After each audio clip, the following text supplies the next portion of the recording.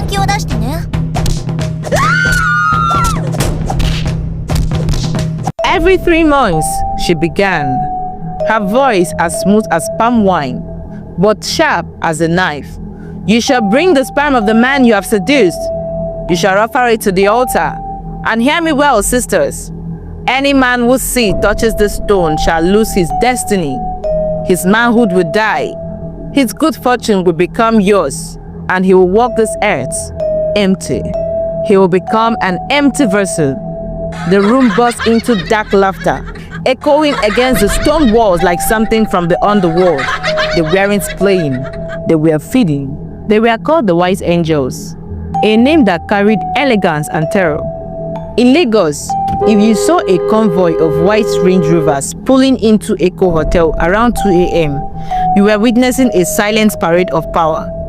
Inside them sat the White Angels, a secret society of Lagos' most powerful, beautiful, and dangerously wealthy women. They weren't just rich, they were untouchable. From Banana Island to Ikoyi, they ruled the elite spaces, always in white, always glowing with gold jewelry and hairstyles that turn heads in slow motion.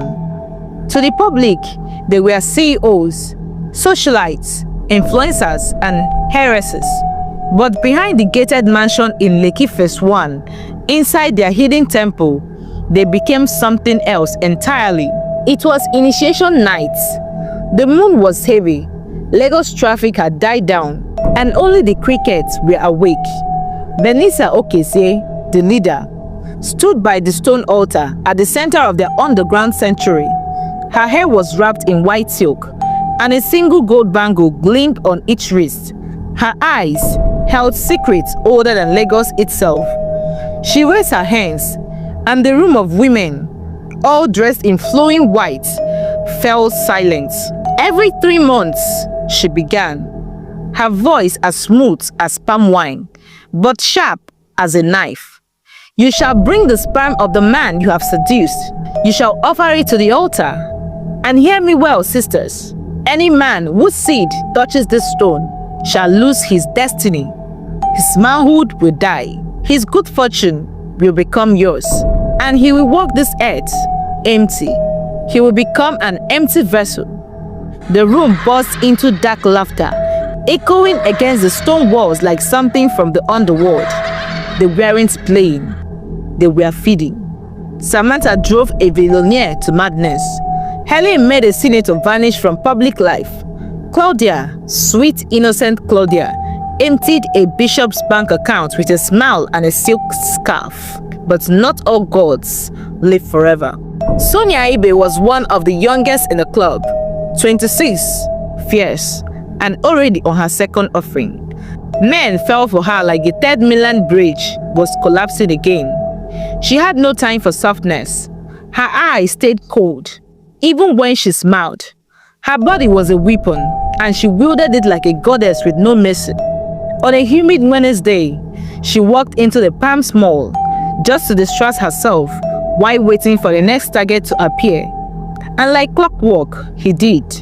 He too came to shop.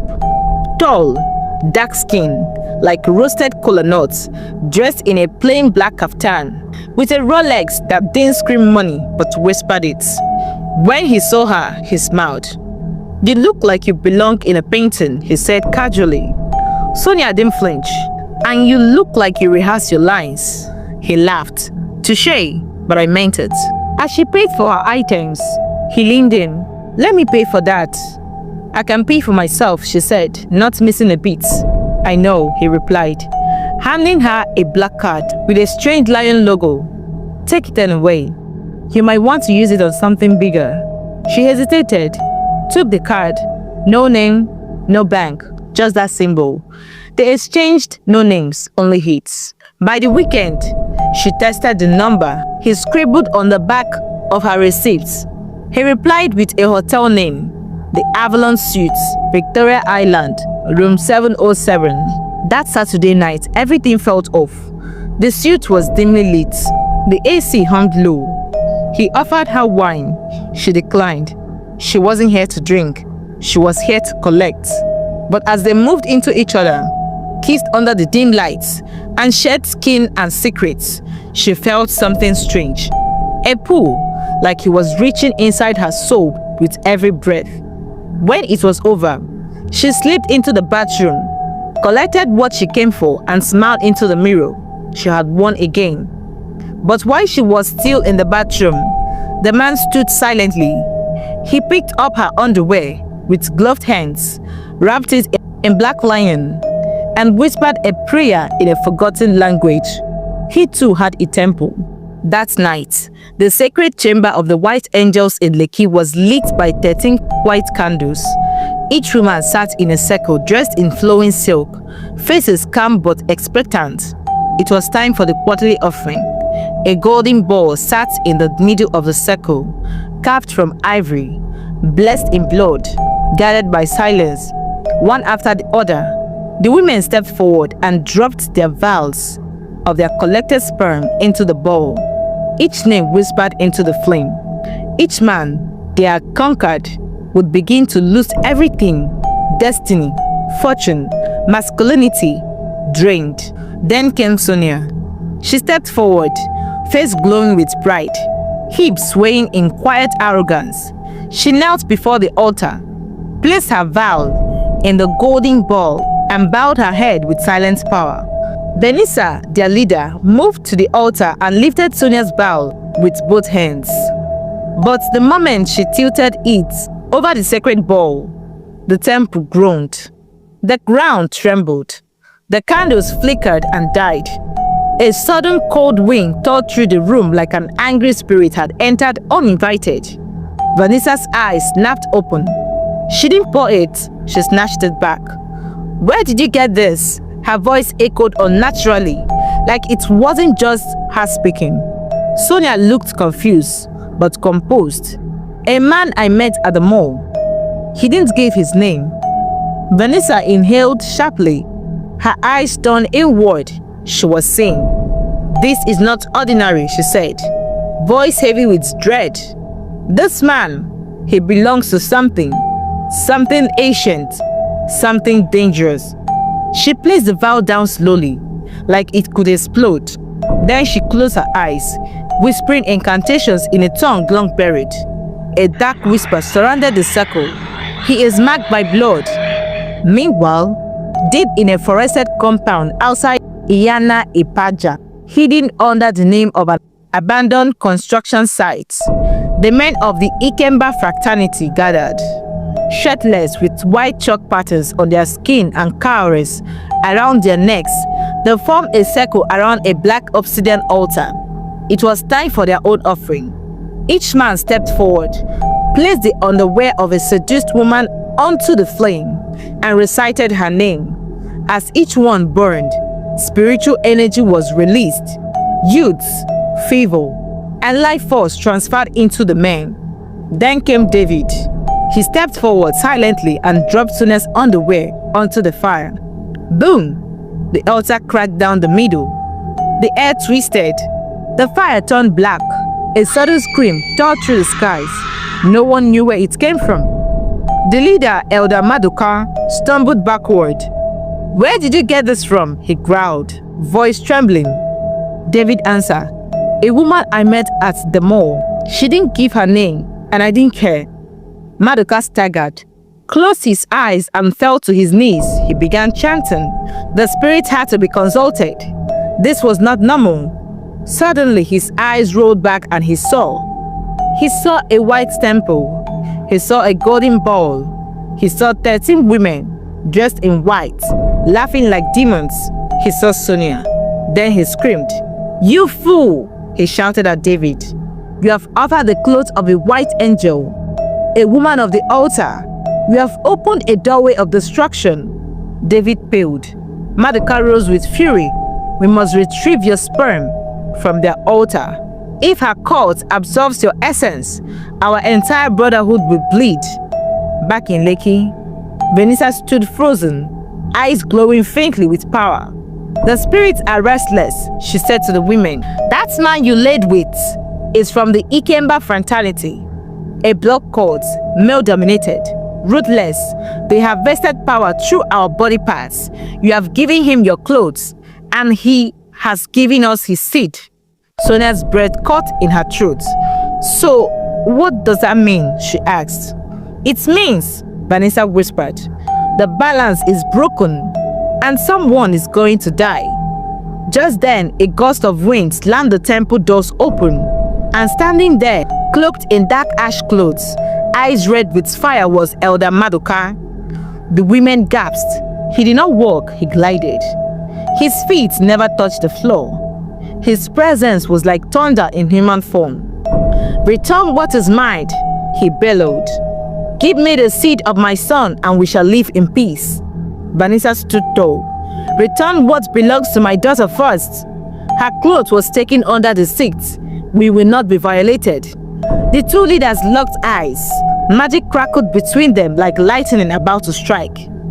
If we do not resolve this tonight, Maduka warned, the spirits will take blood from both sides. The temple was silent. The kind of silence that sounds like it's waiting. Elder Maduka's robe swayed, though there was no breeze. His eyes flickered like candle flames. Vanessa, draped in a long silk veil, embroidered with gold sigils, took a single step forward and raised her hand. The white angels behind her mirrored the motion instantly. 13 women, still at status, eyes glowing with that same haunting white light. We do not cower, Vanessa said. You will not take from us by fear, Maduka. But Maduka wasn't blinking. Then let the gods decide. In that moment, both leaders reached into their robes and pulled out their sacred objects. Vanessa with a moonstone dagger, and Maduka with a bone-carved horn. The room dimmed. The floor trembled. From both artifacts, mist began to spill, one white and warm, the other dark and cold. Suddenly, a loud crack spilled the air like thunder, and both artifacts merged in the middle of the room, forming a floating orb of light and shadow.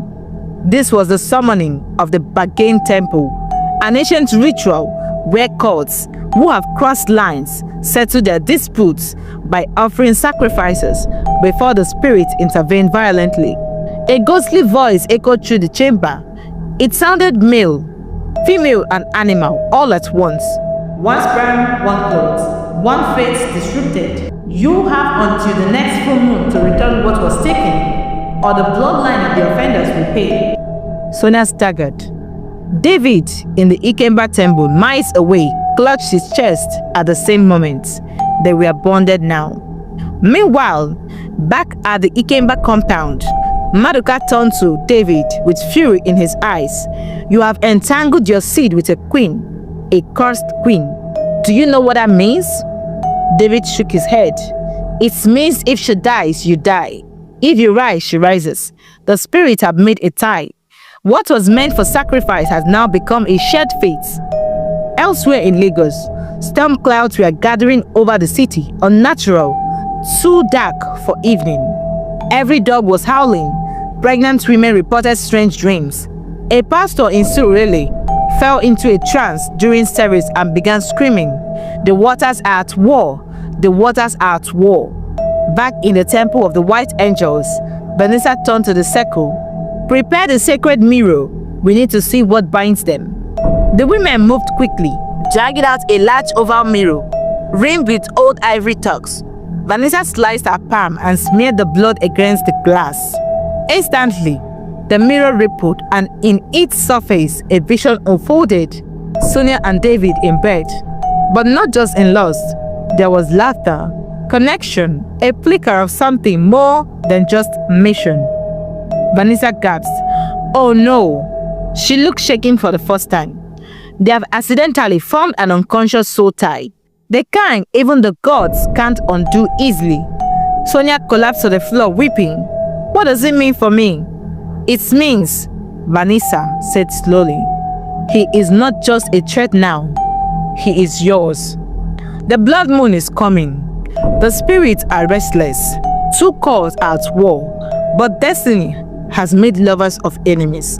The city of Lagos was no longer normal. Since the war began between the white angels and the Ikemba fraternity, Things had shifted. Electricity flickered for no reason.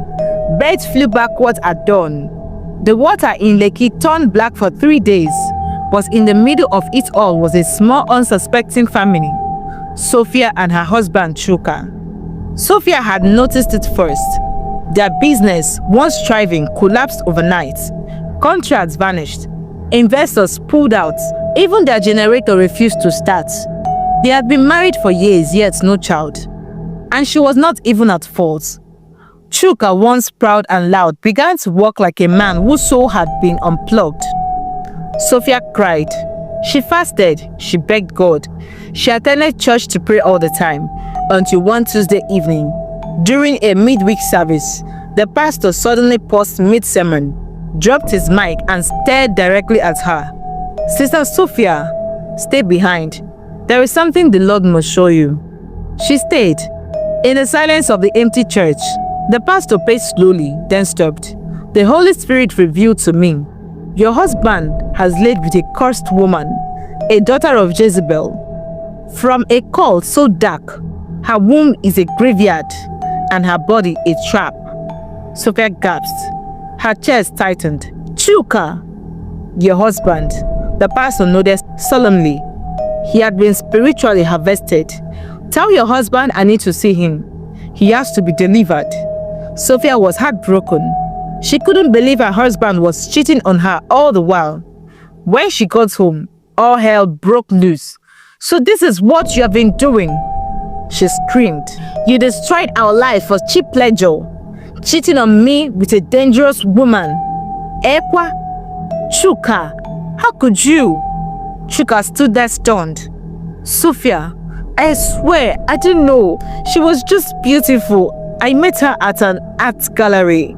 She said she liked my watch. That was all. But Sophia was inconsolable. Still, she agreed they should return to the church. When they did, the pastor placed Chuka on a 7-day fast. Prayers roared daily. Oil was poured. Tongues were spoken. And then, on the 7th day, the temple of the white angels shook violently.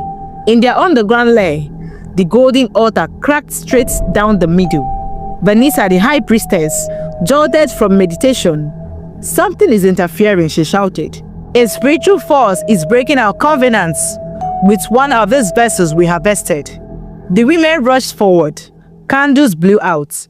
The mist that usually danced calmly around the temple became aggressive, violent, like it was fighting itself. Vanessa placed her palm on the altar to listen. A whisper emerged from the crack. The prayers of a faithful woman are pulling back what was taken. She turned to the group. Which man was this? They checked the vows. One of them, labeled Chuka, had turned from golden to ash gray. Who harvested this one? A trembling voice from the back answered, I did. Lady Noel.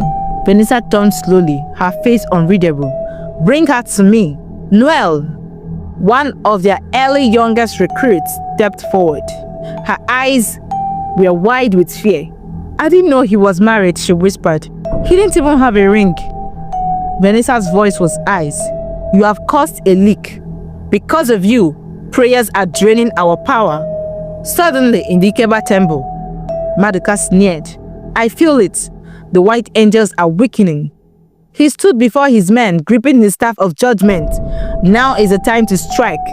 Meanwhile, Sophia dreamed that night. She saw herself in white, standing on a mountain. Opposite her was a woman in gold wig and blood-red eyes. A voice said, You are the mirror. What she loses, you gain. She woke up gasping. A strange fire now burned in her spirit. She wasn't just a victim anymore. She was a spiritual warrior. And the white angels were now under attack from both ends. The night was heavy, not with rain, but with a presence, a spiritual weight that pressed against the walls of the church. Pastor Gabriel, dressed in sweat, continued praying as if heaven itself depended on his voice.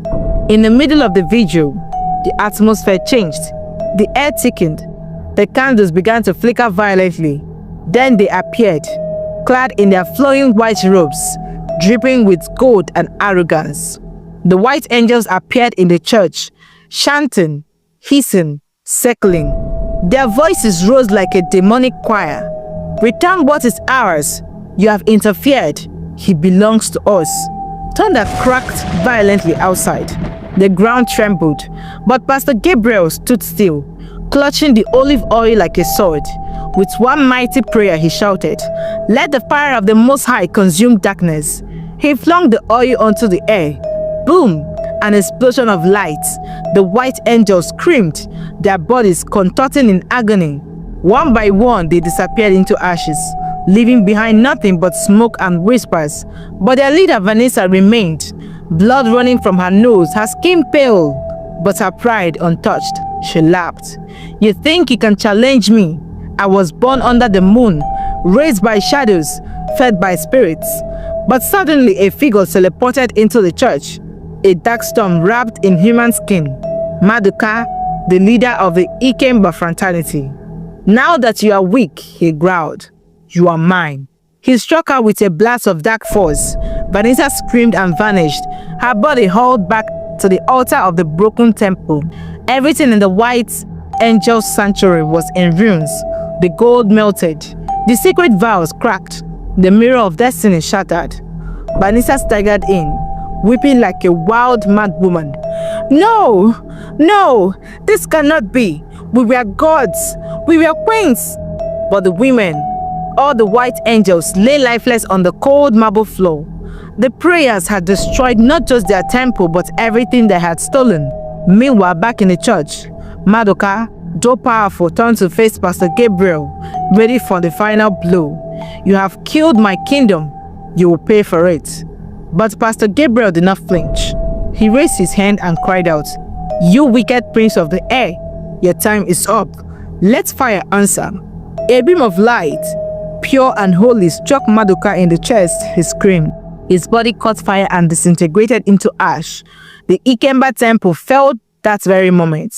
It was crumbling, its men crushed in an invisible storm of judgment. Silence fell. The war was over, and God had won. Some weeks later, Sonia sat alone in her home, a woman of faith now, but also a woman of pain. She had watched her life crash and rise again, but one thing she couldn't forgive: Choka, the betrayal, the cheating, the cause of her barrenness all those years. It wasn't just an affair, it was a spiritual transfer of curses. He cried, he begged, but her heart was gone. She handed him divorce papers. "You gambled with my womb," she said. "Now I choose myself." Moral lessons: not every pretty face carries peace. Beauty without spiritual discernment can lead to destruction. Spiritual ignorance is a slow death. You can't win battles you don't know you're fighting. Sex is not just pleasure, it is transfer. What you lie with can lie on you for life. Some temptations are traps wrapped in perfumes. Guard your heart, your home, and your body. No secret stays buried forever.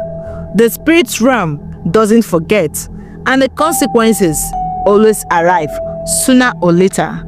The power of prayer is real. No darkness can withstand a person who knows their God. God always wins. Evil may dance in the dark, but light never needs permission to shine. Thank you so much for watching, my amazing viewers. If this story shook your spirits, gave you chills, or made you think twice about midnight hookups, then do the right thing. Like this video to show some love. Drop a comment. I want to hear your thoughts. Share it with someone who needs to hear this. Subscribe and hit that notification bell so you never miss the next wild gripping tale. This is more than storytelling. This is African Tales by Golden, where fiction meets fire. See you in the next one. Stay woke, stay blessed. Bye.